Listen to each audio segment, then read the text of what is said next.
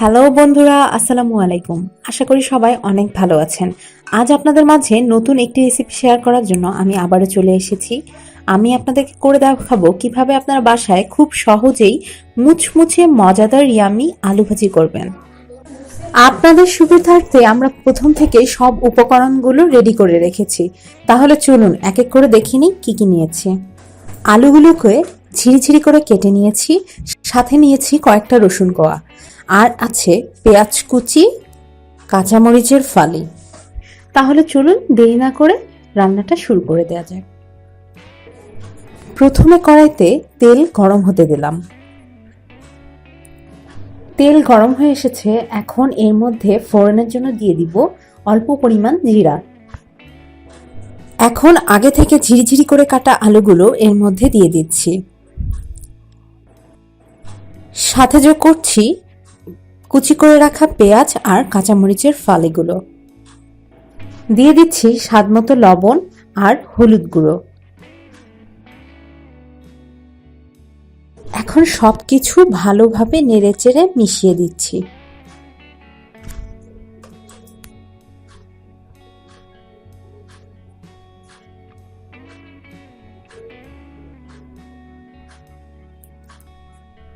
খেয়াল রাখবেন যেন সব উপকরণগুলো ভালোভাবে মিশে যায়।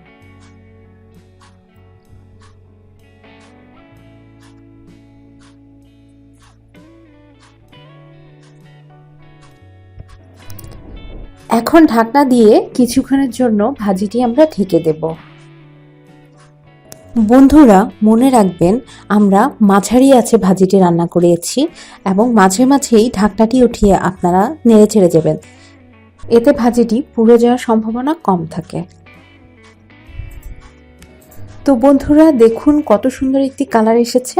আমাদের রেসিপিটি ফলো করে আপনারাও এভাবে একবার অবশ্যই ট্রাই করে দেখবেন। আশা করি রেসিপিটি আপনাদের অনেক ভালো লাগবে। সহজ উপায়ে মুচমুচে আলু ভাজি রান্না একদম শেষ হয়ে গেছে, আমরা পরিবেশনও করে ফেলেছি। রেসিপিটি কেমন লাগলো নিচে আমাদেরকে কমেন্ট করে জানাবেন। বেশি বেশি করে লাইক, কমেন্ট, শেয়ার দিয়ে আমাদের পাশেই থাকবেন। আপনাদের জন্য আরও মজার অনেক রেসিপি নিয়ে অন্য সময় আবারও হাজির হয়ে যাব। আর আমাদের চ্যানেলটি সাবস্ক্রাইব করতে যেন ভুলবেন না। ততদিন পর্যন্ত সবাই ভালো থাকবেন, সুস্থ থাকবেন। আল্লাহ হাফেজ।